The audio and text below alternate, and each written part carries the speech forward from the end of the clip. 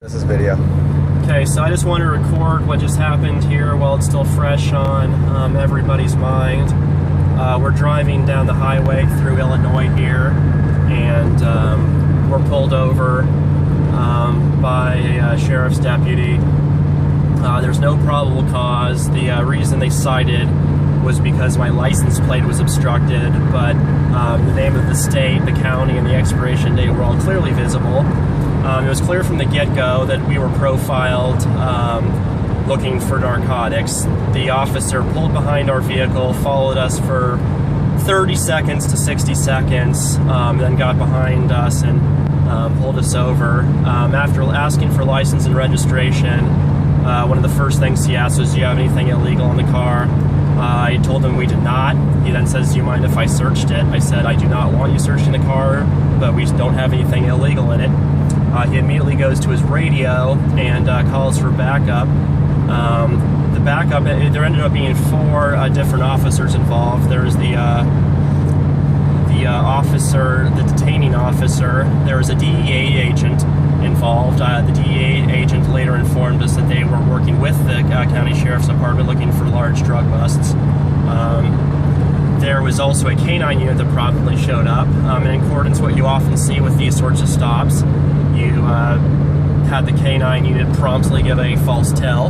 I know it's false because this vehicle had no drugs in it, but being an attorney and seeing this sort of thing on the internet countless times, I know that unfortunately it's standard operating procedure for a lot of officers who don't have much regard for the Constitution or the civil liberties guaranteed within. They then spent what I would estimate off the top of my head at about 30 minutes going through the car. My friend Michael, who's holding his phone right now, attempted to record the interaction, but one of the officers threatened to arrest him, as I believe we have a video that will show.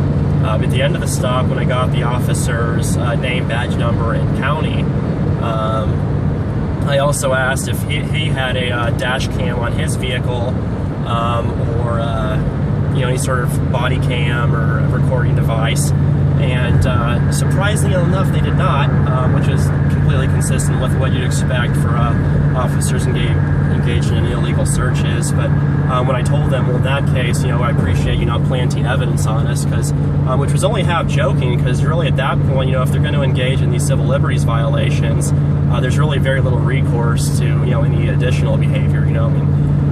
These sort of things wouldn't be unprecedented, but at that point, they responded extremely negatively and basically told me that I'd better be getting on my way or something worse was going to happen to me. They didn't elaborate on what that worst thing was, but since at that point it was very clear that we were dealing with four officers who had little respect for constitutional rights, I wasn't wanting to press the matter, but again, I just wanted to record my thoughts on this matter while they were still fresh in my mind.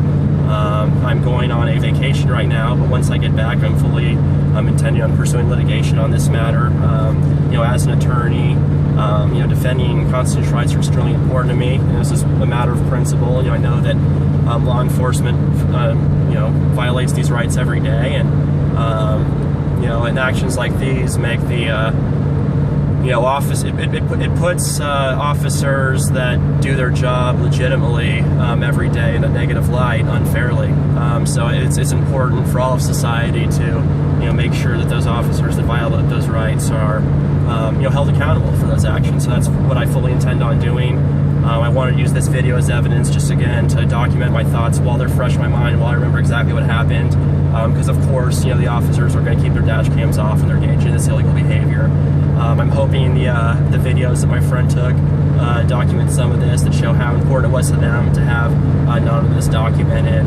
I also forgot to mention that I carry a decent amount of cash in my wallet. I have a lot of experience playing poker. I just spent 2 weeks, or almost 2 weeks, at the World Series of Poker in Las Vegas. I play a lot of live cash games in poker, and just routinely carry cash in my wallet.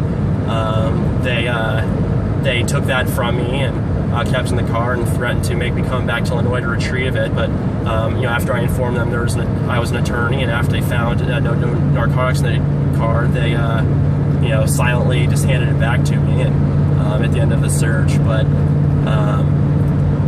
again, it's just disappointing that this sort of thing happens, but I do look forward, to defending these, rights. So we'll see what happens with it.